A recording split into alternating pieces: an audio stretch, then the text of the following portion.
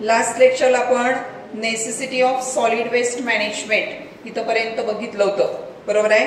Page number 102 वरती खाली त्या ठिकाणी ही माहिती दिलेली आहे. सगळ्यांचं लक्ष इकडे पाहिजे. काय सांगितलंय बघा बरं. Scientific and eco friendly waste management.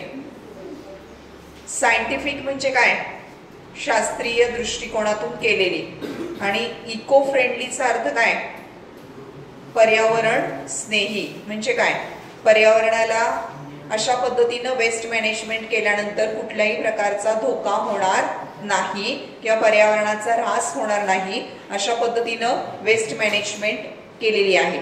त्याला काय म्हणायचं आहे, scientific and eco friendly waste management. कुठल्या कुठल्या टेक्निकचा अवलंब केला जातो बघा, लक्ष द्या इकडं.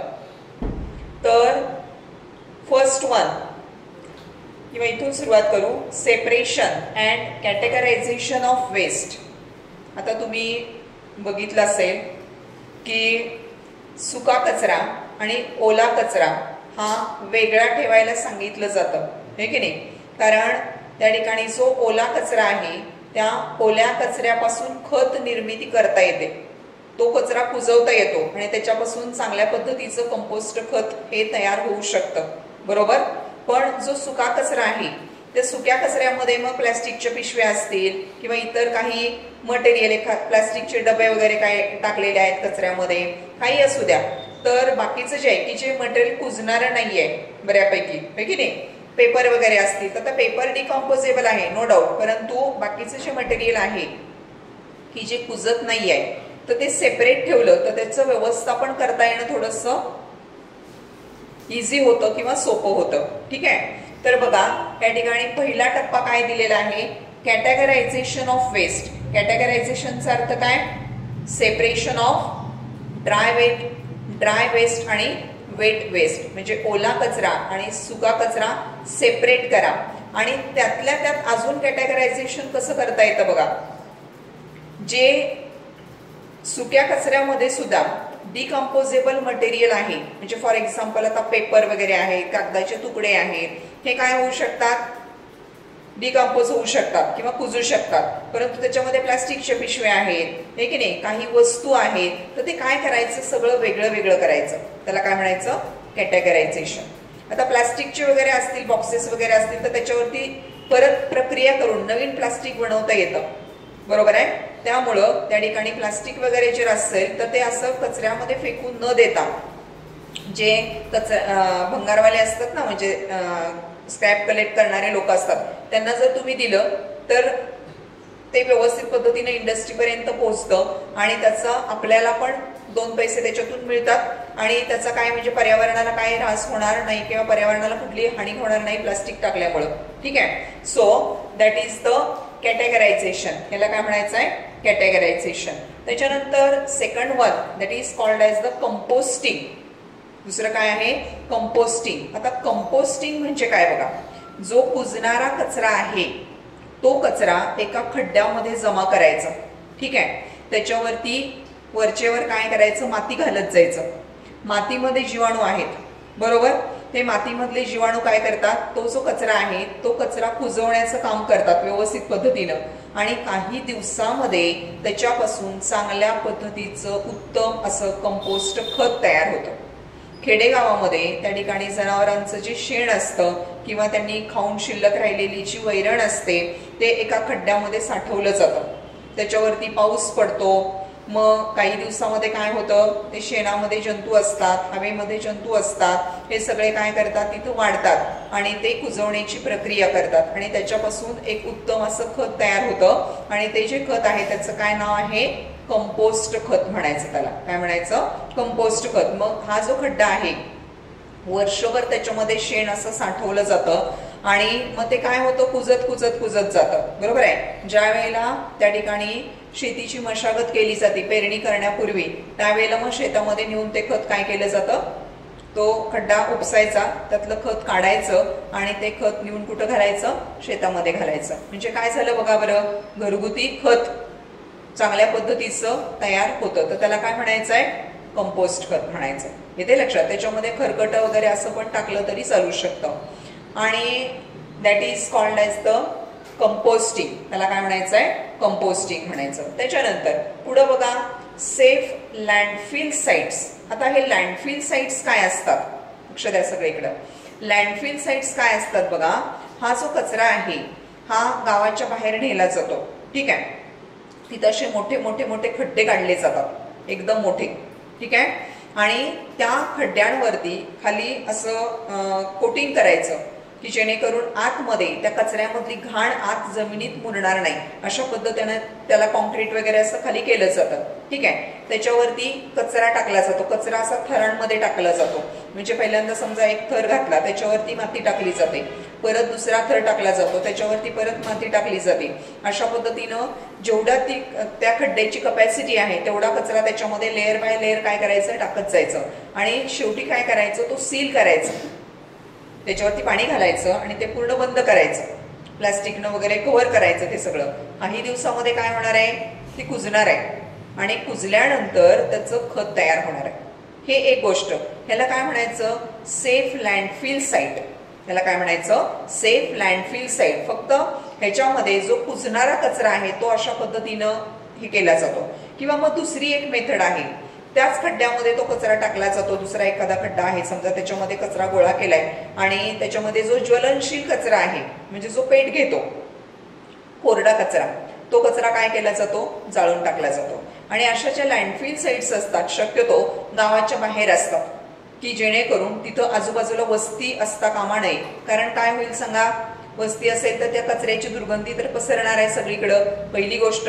दुसरं म्हणजे काय, अजून काय होऊ शकतं, जे जाळला जातो ना कचरा, त्याच्यातून जे गॅसेस वगैरे बाहेर पडतात, त्याच्यामुळे काय होऊ शकतं, आपल्याला त्रास होऊ शकतो. म्हणून तिथं आजूबाजूला कुठल्याही प्रकारची वस्ती असता कामा नये, अशा पद्धतीचे लँडफिल साइट्स असतात. आलं लक्षात? So that is called as the landfill sites. Safe landfill sites म्हणायचं त्यांना. ठीक आहे, त्याच्यानंतर नेक्स्ट बघा, वर्मी कंपोस्टिंग. वर्मी कंपोस्टिंग कशाला म्हणायचं, तर गांडूळ खत निर्मिती. म्हणजे काय, आता गांडूळ जे आहे हे काय करतं, तर त्या ठिकाणी जे काही समजा आपण वेस्ट वगैरे राहिलेला आहे असं आपण त्या खड्ड्यामध्ये जमा केलं. ठीक आहे, आणि तो जो खड्डा आहे तो खड्डा काय केला की त्याच्यामध्ये गांडूळ सोडले, तर ते गांडूळ काय करतात, तर ते खातात, ऑर्गॅनिक मटेरियल खातात. आणि त्यांची जी विष्ठा असते की नाही, त्यांची जी विष्ठा असते ती विष्ठा म्हणजे काय आहे, तर ते गांडूळ खत असतं. काय असतं, गांडूळ खत असतं. आणि मग ते गोळा करून नंतर शेतामध्ये घालता येतं. त्याला काय म्हणायचं, वर्मी कंपोस्टिंग. काय म्हणायचं त्याला, वर्मी कंपोस्टिंग. लक्षात येते का? That is the next point, vermicomposting. त्याच्यानंतर काय आहे बघा, इंडस्ट्रियल सॉलिड वेस्ट मॅनेजमेंट.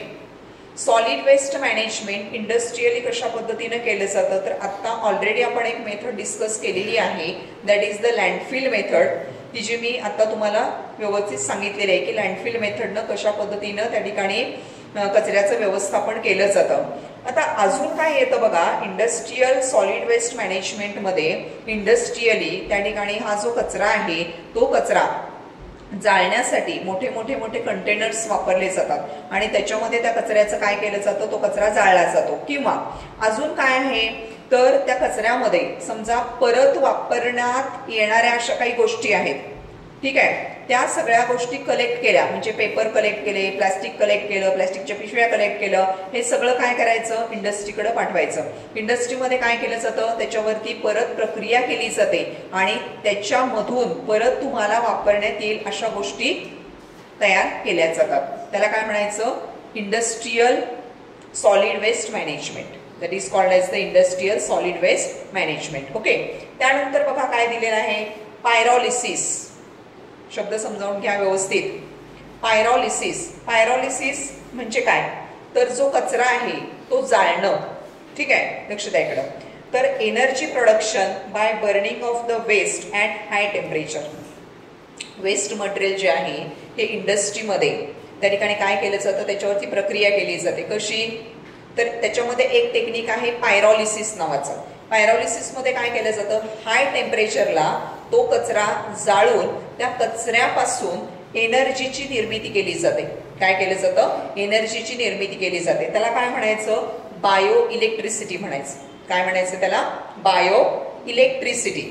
बरोबर आहे. म्हणजे ह्या कचऱ्यापासून वीज निर्मिती, कचऱ्यापासून काय केलं? वीज निर्मिती केली. That is the bio electricity. अजून एक बघा, या ठिकाणी बायोगॅस असा शब्द दिसतोय तुम्हाला. बायोगॅस जो आहे तर तो कशापासून तयार केला जातो? खेडेगावामध्ये मी आता जे तुम्हाला सांगितलं की जर असं शेण वगैरे खड्ड्यामध्ये न साठवता काय केलं? बायोगॅस प्लांट उभा केला.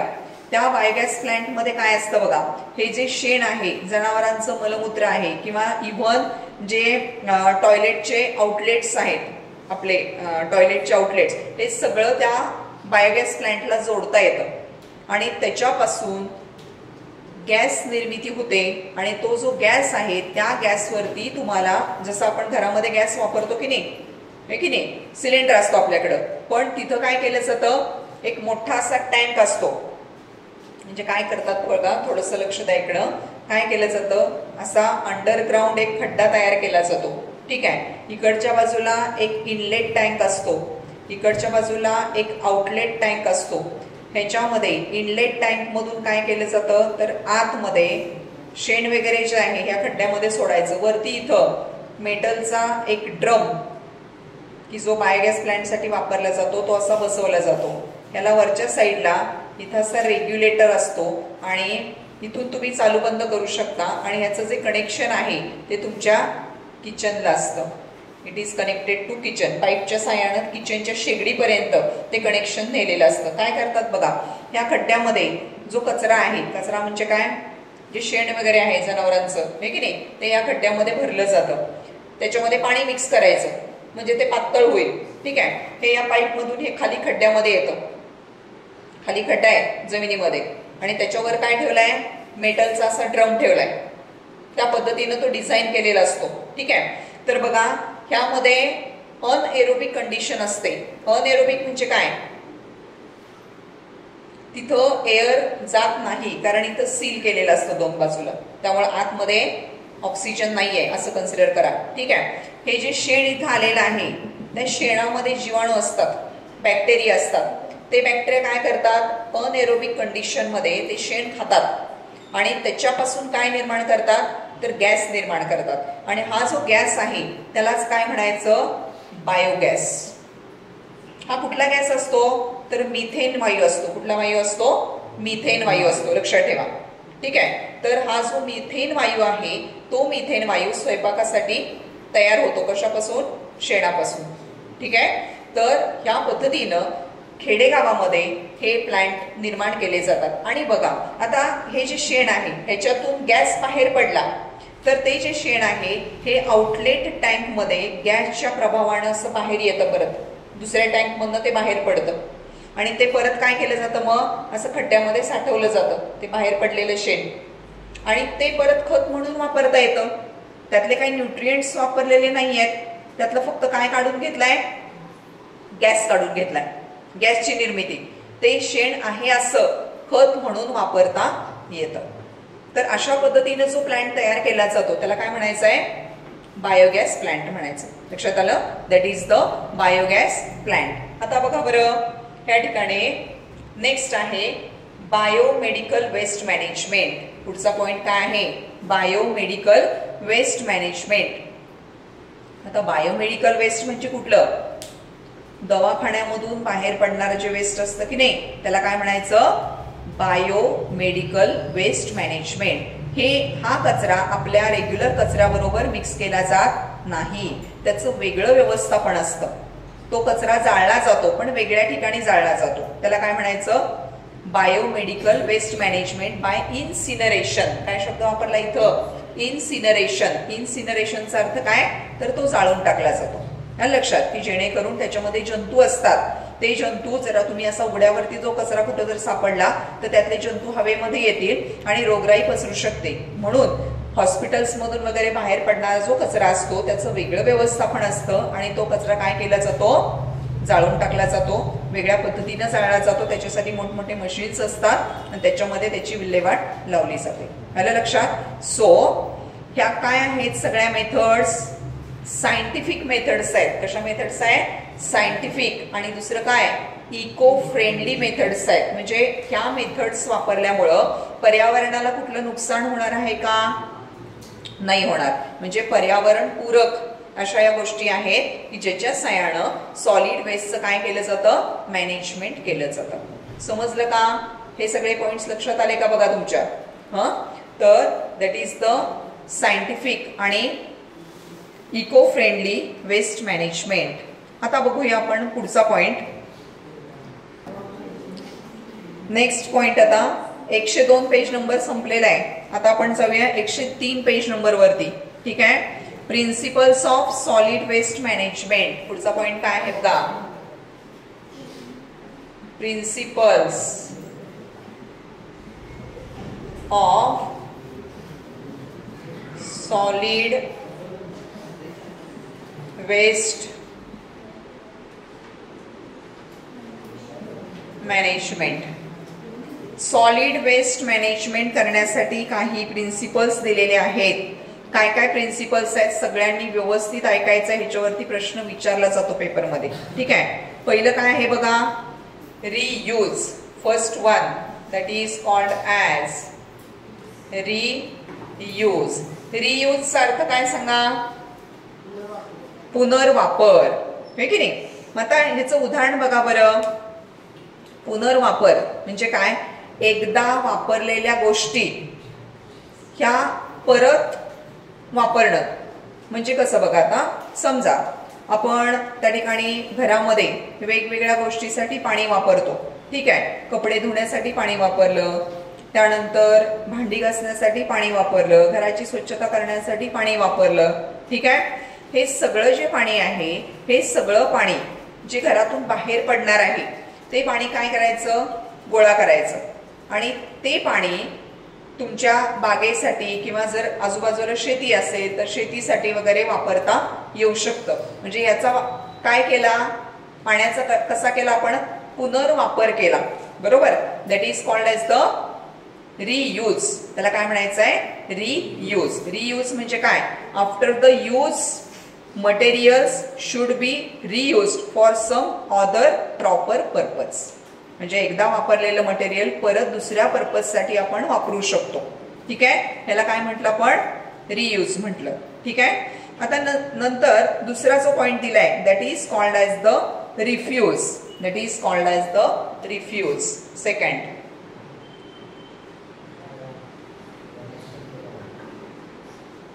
रिफ्यूज. आता refusal to use articles made from non degradable articles like plastic and thermocol. Refuse करा. रिफ्यूज करा म्हणजे काय? रिफ्यूजचा अर्थ सांगा मला. रिफ्यूज म्हणजे काय? नकार देणे. बरोबर ना? मग आता बघा.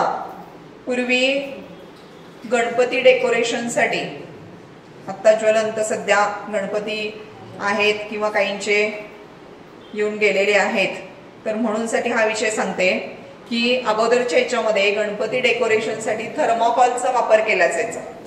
बरोबर. थर्मोकॉल माहिती का? पॅकिंगसाठी वगैरे अजूनही वापरतात ना थर्मोकॉल. पण ते डेकोरेशनसाठी वापरलं जायचं. पण ते थर्मोकॉल जे आहे हे काय करतं? हे कुजत नाही. आणि जसं प्लास्टिक आहे त्याच्यात दुपटी तिपटीनं अधिक त्याच्यापासून धोका पर्यावरणाला होतो. त्यामुळे काय केलंय? त्या प्लास्टिकवरती जशी बंदी आणलेली आहे तसं थर्मोकॉलच्या वापरावरती सुद्धा काय आहे? बंदी आहे. कारण ते अतिशय घातक असं वेस्ट आहे. त्याला म्हणायचं काय? रिफ्यूज. म्हणजे ते वापरू नका. आहे की नाही? प्लास्टिक वापरू नका. मी काल तुम्हाला सांगितलं प्लास्टिकचे काय काय तोटे होतात सांगितलं. आपण डिस्कस केलंय ह्याच्यावरती. आहे की नाही? प्लास्टिकच्या कंटेनर मधून काही खायचं नाही. गरम वस्तू किंवा गरम अन्न प्लास्टिकच्या डब्यामध्ये वगैरे न्यायचं नाही. प्लास्टिकच्या पाण्याच्या बॉटल्स वापरायच्या नाहीत. म्हणजे हे प्लास्टिक काय करतं? त्रासदायक आहे. म्हणून ते काय करा? तुम्ही रिफ्यूज करा. लक्षात आलं? So that is called as the refuse. Okay. त्यानंतर नेक्स्ट वन बघा. Recycle. Third one that is the recycle. आता रिसायकल म्हणजे काय? लक्ष द्या इकडे. आता बघा. आपण रोजच्या रोज वर्तमानपत्र घेतो म्हणजे पेपर घेतो, ठीक आहे, किंवा तुम्ही काय करता, वह्या वगैरे वापरता, पुस्तकं वापरता, ठीक आहे, पण ज्या वेळेला तुम्ही पुढच्या वर्गामध्ये जाता त्यावेळेला ज्या वापरलेल्या वह्या आहेत त्या काय करता, तुम्ही रद्दीमध्ये घालता. जे वापरलेले वाचलेले पेपर आहेत त्याची काय होते, रद्दी म्हणतो आपण त्याला, हे की नाही. ती जी रद्दी आहे म्हणजे ते जे पेपर आहेत एकदा वापरलेले ते परत काय करतात, केले जातात, रद्दीवाले हे गोळा करतात सगळं आणि काय करतात, हे परत इंडस्ट्रीकडे पाठवतात. इंडस्ट्रीमध्ये त्याच्यावरती परत प्रक्रिया होते आणि त्याच्यापासून परत नवीन पेपर तयार होतो. लक्षात आलं. ग्लासचं पण तसंच आहे, प्लास्टिकचं पण तसंच आहे. प्लास्टिकच्या ज्या मोडक्या तोडक्या वस्तू आहेत, खुर्च्या आहेत किंवा टेबल आहेत, काहीही प्लास्टिक आपल्या घरामध्ये जे जे जनरेट होतंय ते सगळं प्लास्टिक आपण कचऱ्यामध्ये फेकून न देता ते एका पिशवीमध्ये गोळा करून ठेवायचं आणि एक बऱ्यापैकी साठलं की ते काय करायचं, स्क्रॅपमध्ये घालून टाकायचं, म्हणजे त्या रद्दीवाल्याला ते द्यायचं. त्याचा पण त्याच्यामध्ये फायदा, तुमचाही त्याच्यामध्ये फायदा आणि पर्यावरणाला नुकसान होत नाही, हा सगळ्यात मोठा फायदा, ठीक आहे. म्हणजे काय, त्याच्यावरती परत प्रक्रिया होते आणि नवीन प्लास्टिक काय केलं जातं, तयार केलं जातं. ह्याला काय म्हणायचं, that is called as recycle. That is called as recycle. त्याच्यानंतर बघा पुढचा पॉइंट आहे rethink. Next is the rethink. Think म्हणजे काय, विचार करणे. रिथिंक, रिथिंक म्हणजे काय, पुन्हा पुन्हा विचार करायला लावायचा. ह्या गोष्टी आहेत ह्या. रिथिंक म्हणजे पुन्हा पुन्हा विचार करा. ज्या काही वेगवेगळ्या गोष्टी आपण करतो, ज्या काही ऍक्टिव्हिटीज आपण करतो, लक्ष द्या इकडं, त्या सगळ्या गोष्टींवरती विचार करा. मी काल तुम्हाला सांगितलं, काय सांगितलं, की आपण खाण्यासाठी जे पॅकेट्स घेतो, हे की नाही, चिप्स असतील किंवा कुरकुरे असतील, काही असेल, चॉकलेट्स असतील, कॅडबरीज असतील, हे काय करतो आपण, रस्त्यानं खातो आणि खाल्ल्यानंतर जो कागद आहे तो कागद काय करतो आपण, असाच रस्त्यावरती टाकतो, ठीक आहे. म्हणजे ही चांगली सवय आहे का, वर्गामध्ये बसून खाताय मधल्या सुट्टीमध्ये, ती सगळी कागद त्या वर्गामध्ये फेकून देत आहे, चांगली सवय आहे का, नाही. म्हणजे आपण दैनंदिन जीवनामध्ये ज्या ज्या गोष्टी करतो की ज्याच्यामुळे पर्यावरणाला इजा होऊ शकते, पर्यावरणाचा ऱ्हास होऊ शकतो, त्या सगळ्या गोष्टींवरती परत विचार करण्याची गरज आहे. ती आपली ही सवय चांगली आहे का, तर अजिबात नाही. बरोबर आहे. म्हणजे या ठिकाणी त्याला काय म्हणायचं, rethink. That is the rethinking our habits. Rethinking our habits म्हणजे काय, आपल्या ज्या सवयी आहेत त्याचा परत एकदा काय करा, विचार करा, की जेणेकरून काय होणार नाही, पर्यावरणाला धोका होणार नाही, ठीक आहे. त्याच्यानंतर next that is the reduce. Next is the reduce. आता रिड्यूस करणं म्हणजे काय, रिड्यूस कमी करणं, हे की नाही. बघा हा काय सांगते मी तुम्हाला, की कचरा जो आहे हा कचरा त्या ठिकाणी कमीत कमी तयार करायचा. तयार करायचा म्हणजे काय, लक्ष द्या इकडे सगळे. तयार करायचा कचरा म्हणजे काय, जे वापरलेलं मटेरियल आहे हे जर आपल्याला परत वापरता येणं शक्य असेल तर ते परत वापरायचं. कचऱ्यामध्ये फेकून न देता काय करायचं, ते परत वापरायचं. म्हणजे तेवढा कचरा काय होणार आहे, कमी होणार आहे. लक्षात येते का बघा. रिड्यूस करा, कचऱ्याचं प्रमाण काय करा, कमीत कमी ठेवा. आता फॉर एक्झाम्पल, आता तर प्लास्टिक वरती बंदी आणलेलीच आहे, प्लास्टिकच्या पिशव्यांवरती, पण त्याच्या अगोदर काय करत होतो आपण, प्रत्येक वेळेला काही मार्केटमधनं आणलं तर ते कशामधनं आणायचं, कॅरी बॅग मधनं आणायचं. ते साहित्य काढून ठेवायचं, कॅरी बॅग फेकून द्यायच्या. काय होत होतं त्याच्यामुळं, कचऱ्याचं प्रमाण वाढत होतं. मग हेच जर आपण काहीही खरेदी करायला जाताना घरामधून जर आपण स्वतःची कापडी पिशवी घेऊन गेलो किंवा कुठली पिशवी घेऊन गेलो, हे की नाही, प्लास्टिकची सोडून, तर काय, त्याच्यामधून घरी वस्तू आणायच्या, डब्यामध्ये व्यवस्थित ठेवायच्या, ती पिशवी अडकून ठेवायची. कचरा निघेल का, नाही निघणार. बघा बरं, कचरा कमीत कमी करा, कचरा कमीत कमी करा, की जेणेकरून पर्यावरणाला हानी होणार नाही. That is called as the reduce. काय म्हणायचं त्याला, reduce. So restriction on the use of resources to avoid their wastage. कुठलेही जे रिसोर्सेस आहेत त्यांचा कमीत कमी वापर करा की जेणेकरून ते काय होणार नाहीत, वेस्ट होणार नाहीत. Old material should be reused. जे अगोदर आपण वापरतोय मटेरियल तेच तेच तेच काय करत राहायचं, पुन्हा पुन्हा वापर करत राहायचं, लगेच ते फेकून द्यायचं नाही. त्याच्यानंतर one thing should be shared by many. एक वस्तू अनेक जणांमध्ये वापरता येऊ शकतो घरामध्ये, तशा पद्धतीनं काय करा, त्याचा वापर करा. Use and throw type of object should be avoided. आता अलीकडं बऱ्यापैकी हे बघा जे कार्यक्रम वगैरे असतात की नाही, जेवणाचे वगैरे कार्यक्रम असतात, त्याच्यामध्ये बघा जेवणासाठी आपण पत्रावळ्या आणतो, ग्लास आणतो, आहे की नाही, ते बाउल्स आणतो, ते सगळं काय एकदा वापरायचं आणि फेकून द्यायचं.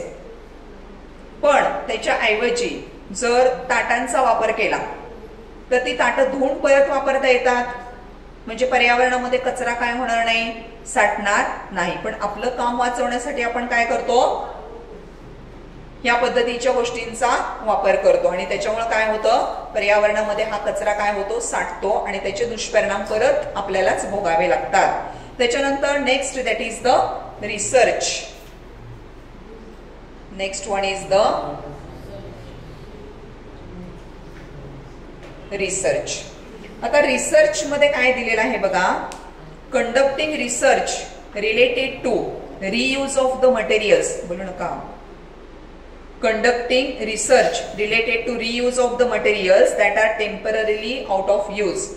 एखादी गोष्ट की जी आपण आता ती वापरू शकत नाहीये तर ती आपण फेकून देणार आहोत, बरोबर आहे. पण अशा पद्धतीनं रिसर्च करायचा की त्या वस्तू पुन्हा कशा वापरामध्ये येतील. एखादी वस्तू खराब झाली, ती वस्तू समजा रिपेअर पण होत नाही, पण त्याचा दुसरा काय यूज होऊ शकतो का, ह्या दृष्टीनं काय करायचा, रिसर्च केला पाहिजे. लक्षात आहे. So that is called as the research. त्याच्यानंतर regulation and public awareness. Next point is the regulation and public awareness. Regulation and public awareness म्हणजे काय बघा. या ठिकाणी जे काही नियम घालून दिलेले आहेत, सगळ्यांचं लक्ष इकडे पाहिजे, ते नियम हे सगळ्यांनी पाळले पाहिजेत. म्हणजे काय सांगितलं, आता बघा आपल्या प्रत्येकाच्या घरापर्यंत रोज घंटागाडी येते बरोबर. तरी सुद्धा काही लोकांना सवय असते काय, घरातला कचरा घ्यायचा, गोळा करायचा आणि रस्त्याच्या कडेला नेऊन टाकायचा. ही चांगली सवय आहे का, नाही. म्हणजे काय, ह्या ज्या गोष्टी म्हणजे हे काही नियम घालून दिलेले आहेत, बंधनं घालून दिलेले आहेत. कचरा हा घंटागाडीमध्येच टाका, डस्टबिन मध्येच गोळा करा, घरामध्ये सुका कचरा ओला कचरा सेपरेट गोळा करा आणि त्या लोकांना देताना तो सेपरेट द्या. आणि हे सगळं तुम्ही तुमच्या ज्या जवळच्या व्यक्ती आहेत त्यांच्यासोबत पण ही सगळी माहिती शेअर करा की कचरा असा जर तुम्ही कुठेही रस्त्यावरती फेकला तर त्याचे काय दुष्परिणाम होतील.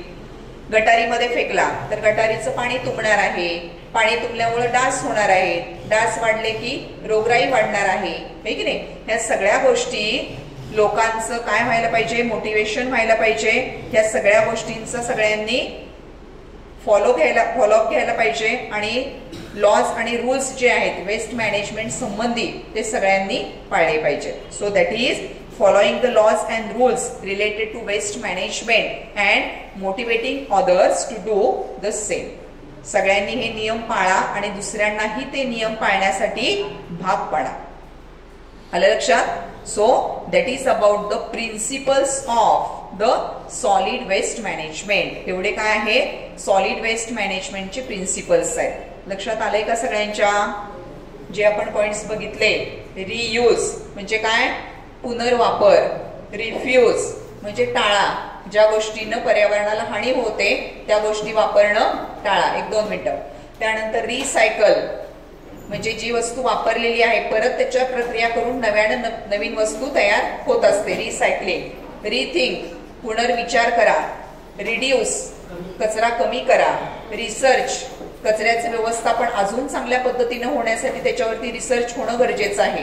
त्यानंतर रेग्युलेशन अँड पब्लिक अवेअरनेस, प्रत्येकानं काय काळजी घेतली पाहिजे, जे काही लॉज रूल्स घालून दिलेले आहेत ते पाळले पाहिजेत आणि दुसऱ्यालाही त्याच्याविषयी माहिती देऊन त्यांनाही प्रेरित केलं पाहिजे की या गोष्टींचा तुम्ही देखील अवलंब करा. So these are the principles of solid waste management.